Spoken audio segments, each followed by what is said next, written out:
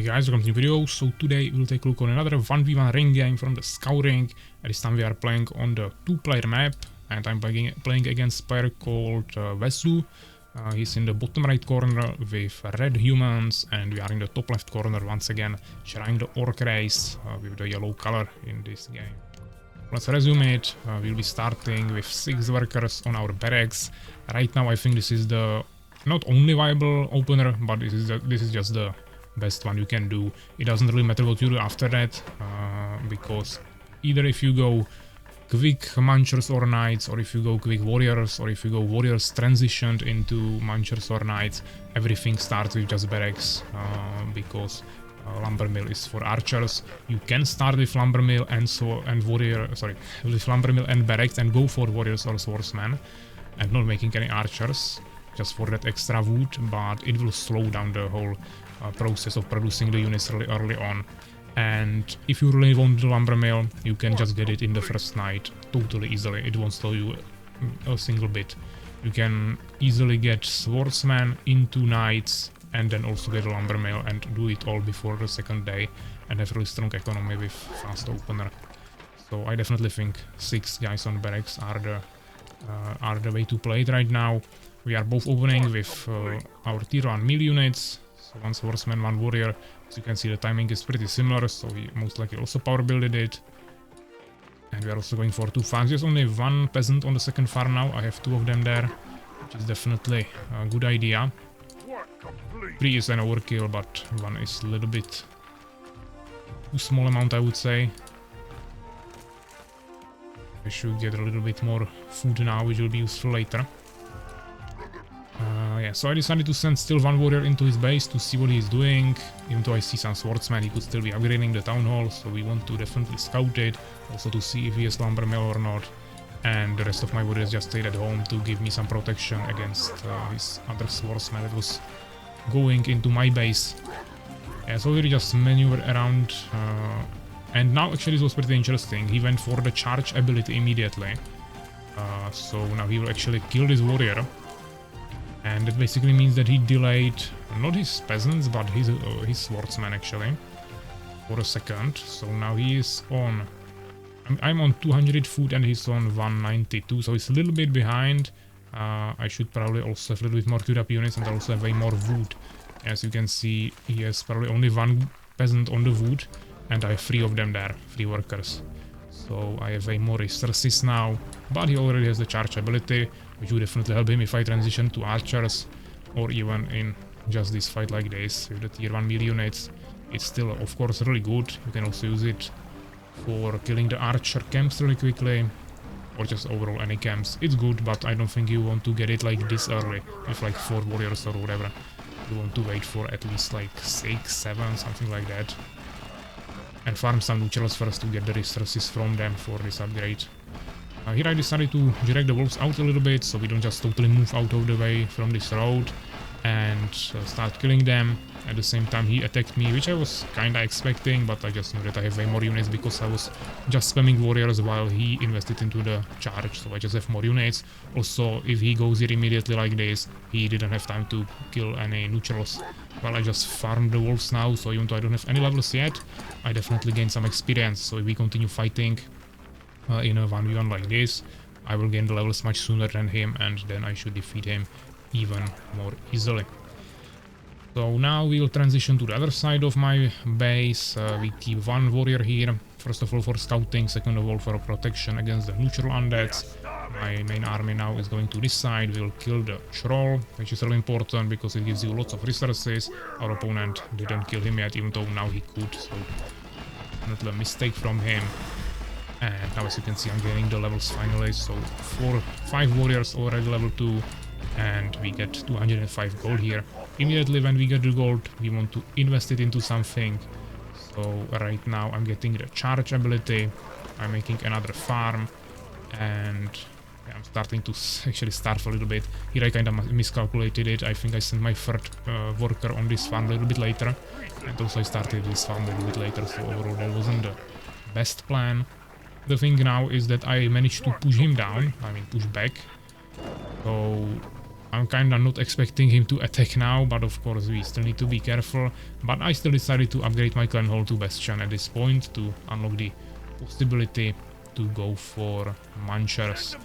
Be really careful with this. There is a drawback of upgrading your main building, and that is the fact that swordsmen or warriors can then climb on top of it and destroy it from the top, and you cannot defend against that in any other way than with your own warriors. Or you can also defend it with bows, reserve bows, with your archer peasants, or even just archers, but that's usually not too effective. Yeah, the damage is too low to actually be meaningful if he has leveled up swordsman with potions, so it's usually just your tier 1 units to protect that, and he can also be on top of your barracks at the same time, so then it's 2 buildings at the same time, and if you also have munchers, then those are totally useless in defense against that, so be careful. You are putting second building to a risk by doing this, but of course if you want to go munchers, unlock anything on tier 2, you definitely need to do this. For now we are leaving some warriors on both sides. We cleared this outpost, capturing it immediately. He now killed the troll, he also killed wolves already, but we are still 1 camp ahead. Yeah. We have the outpost, he's now killing it, so he's a little bit behind. Here I'm just clearing some extra undeads. Actually I already killed the archers, which he didn't do. So okay, so we are 2 camps ahead. I already cleared all the camps on my side, while he's definitely decently behind, and now he didn't even take the outpost. Maybe he actually didn't even kill all the bandits yet. So we are sending 1 scout on this bridge, also checking the expansion, just in case he decided to expand there. Another scout here, and now I have control of half of my map, plus the bridges, so that's really good. And I'm already finishing my Muncher cave, and at the same time, as I was saying, logging camp, because now we are getting before the second day easily the value buff from the logging camp. 6 minutes, yeah, you wouldn't get much value from it in the beginning, and it will just slow down by so much, especially if you want to go for Bastion. Another 200 wood, you just don't have that. Yeah, you have 6 workers at the beginning, so why would you invest into something like this and slow down the Robner? If he rush me with swordsman, it would be just way better to have the warriors there. Yeah, so I just prefer to do it later like this. Now we have the same income of wood as he would have if he made the lumber mill, but since he didn't even make it, then now we have the advantage just for ourselves, and our opponent doesn't even have this advantage. Now he's buying some potions, pretty usual strategy. He has lots of swordsmen, buys potions, and at the start of the second day goes for a push. He has 470 food, I have 460, so he's 10 in front of me. But keep in mind that I have whole another building and also upgraded the main building, so like lots of resources invested into this, which means that our economy should be way ahead. Also, as I said, now we have the faster food income, so it's actually another building. Even though he has actually 2 barracks, I have still only 1. But it's not like we literally need it. Now we took our 3 munchers here. All of them got double potion, and then we have the warriors here. Of course, they're leveled 1. The leveled ones also have potions. I didn't have potions for all of them yet, because I don't have as much gold. Now he's trying to finally finish the bandits, but once again this is the mistake. You never want to start doing camps at the start of the first day, especially when you don't have scouts. Yeah? So now he easily lets me through, and I'm walking here, and now he will scout me in this area, which is too late. It's a huge distance. He doesn't even... yeah, now he started retreating, it wasn't immediate. Definitely lost like extra 2 or 3 seconds there, which can be pretty important. He's immediately going for the bows, which is also a good idea, but I already made him retreat from the farms, which is really good. Now he's slowly losing food, he will start starving, and yeah, here I think I should have just sent more warriors to the towers and immediately start killing the peasants there, because now it's too late and I'm actually not gonna be able to finish them, and now he's getting lots of damage value from it. And even though on a pure fight just with the swordsman he had on an open field, I would easily destroy him. Now he has actually a really good position. He can also buy potions here. He's surrounding me really well, so half of my army is not even fighting here, and also he has the arrows. So this was like the ideal position for him to fight this. So he actually managed to defend and also gained, of course, lots of kills there, which was really good. Fortunately, he was also spending gold on the potions, so overall we didn't end up on much resources. 500 gold, only 70 wood, and as I said, he was starving for quite some time. So that is kinda good. He's on 350 food consumed. I'm on 440, so almost 100 ahead. But he killed all of my warriors, so we escaped only with the Munchers, and now we are transferring only to Munchers while having at least the scout here. On this side we are scouting with the outpost. So yeah, in this situation we are just spamming as many Munchers as we can. We have lots of resources around the kills, so we are also getting second barracks. And we also got the bows in case he just decided to now take everything he had and push me, which he's maybe considering now. We'll see what exactly he will do. He also still didn't get this outpost. I think maybe he already cleared it, but then he retreated. Didn't even send his swordsman there, so not sure what's the plan. I have only 6 Munchers, which is not ideal. I bought double potion for all of them, but actually not all of them, only 5 of them. 2 of them also have level 2, but overall it's just not much, and these swordsmen are also quite leveled up. Some potions are there, so I wasn't really able to do much here. I was trying to push him as well, but the charge ability is just too strong. He's just rushing to me even if I push him back like this, and he's dealing a lot of damage. So I didn't get too many kills here. We killed like similar amounts of swordsmen as he killed Munchers, so that was definitely not a fair trade, I would say. But we managed to escape. Yeah, I lost I think 2 Munchers there, and he lost. Actually, hey, okay, he maybe lost 4 swordsmen, so it wasn't as bad. But he also got lots of levels there. So you can see there is some level 3 swordsmen there, actually quite lots of them, with double potions. So this kinda dangerous. Fortunately, we are still double producing Munchers. Also making some more workers. As you can see, I have really strong economy. He doesn't have nearly as many peasants. We are on 530 food. He has 440, so 90 behind. Here we found 1 scout, so I decided to use my Munchers to just constantly push him to not allow him to run away from me. And this way we are able to kill him without allowing him to get any more information in my base. For example, that I have the lumber mill or the second barracks. So yeah, food. He has a little bit more actually of food income.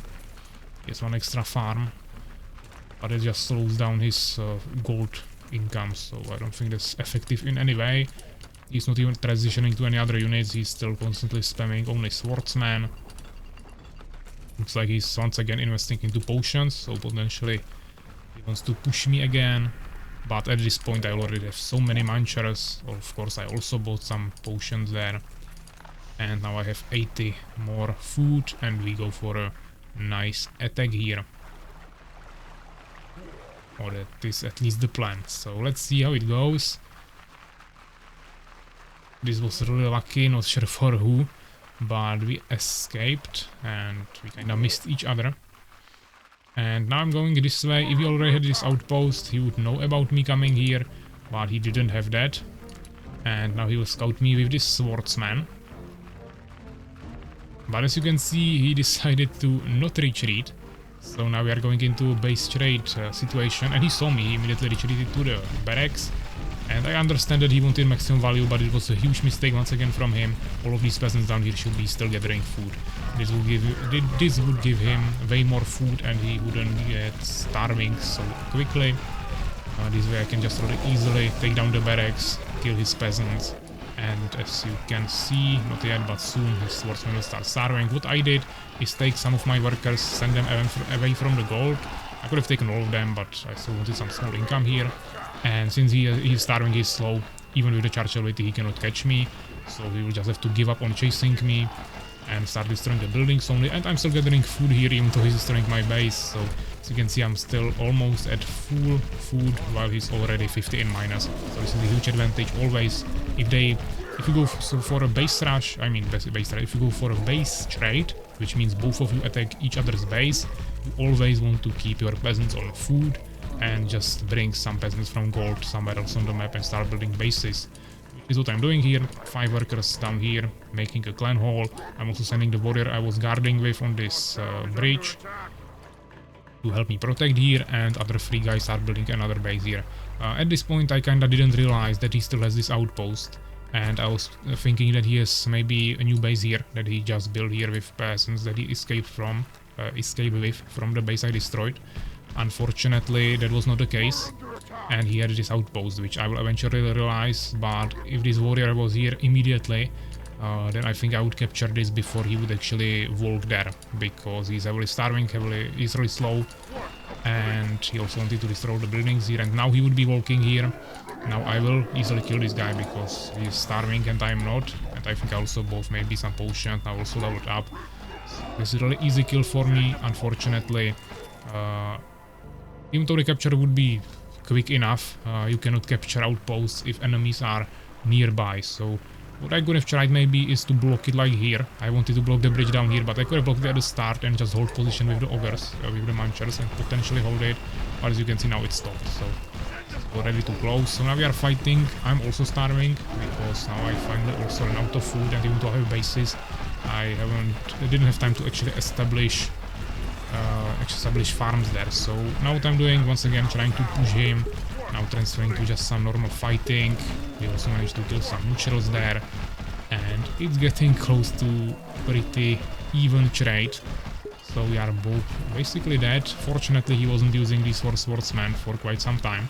He gave me an advantage. I'm bringing the low HP ogres in the back. Also the muchos were helping me a little bit here, and now as you can see, I'm not starving anymore. And also two ogres are already level 3, which will also help tremendously.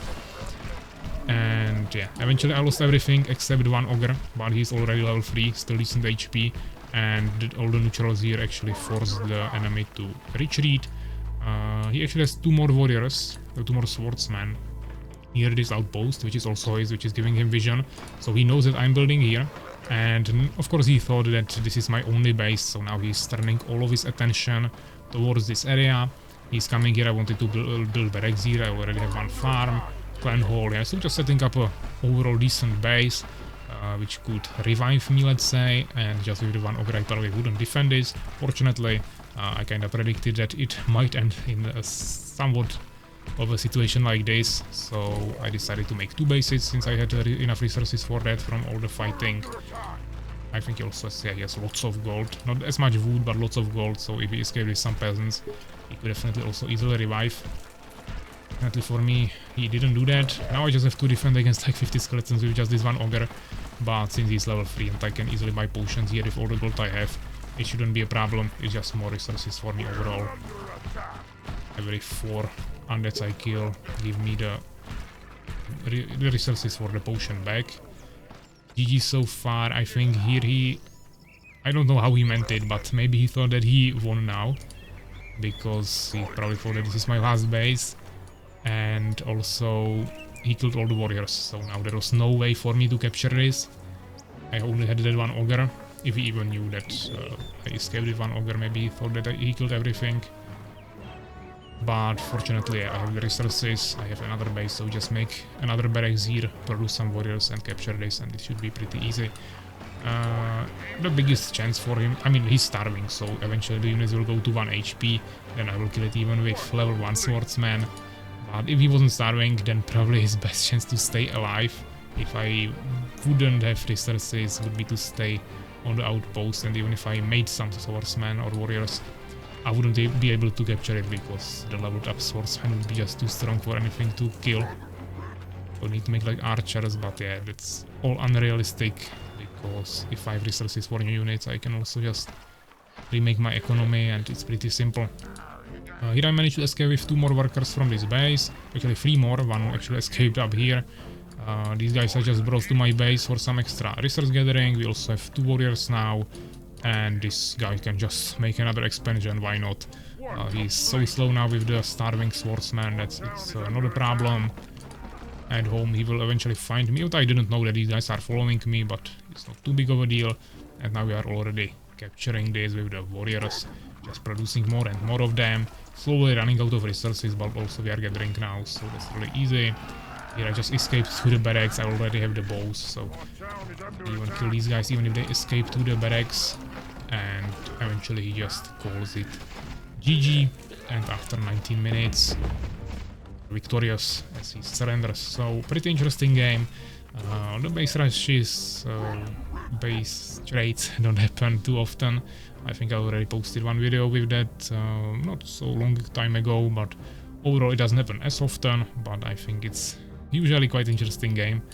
So I wanted to show you this one. Let's check the results now. In terms of resources, we mined almost, I mean, like 4,500 gold more. He had basically no wood. He was only making swordsmen, so he didn't need it for the units, just building here and there.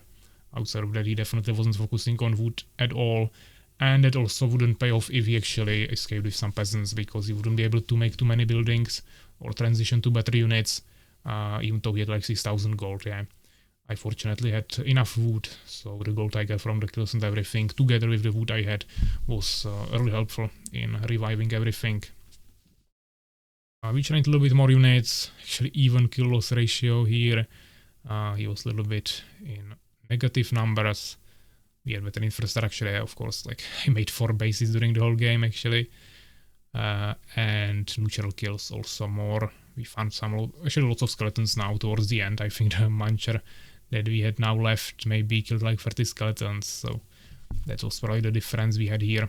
Overall, of course, means even more resources for me, but he still ended with 6,000 gold, I think, so that was mostly from these kills, I think. I don't think he would make all the units he had with just 4,000 gold from the gold he mined, so it was definitely mostly from the kills what he had after that. But yeah, nice 19-minute game. Hope you learned something and that you enjoyed it, and I will see you in the next one. Take care, guys.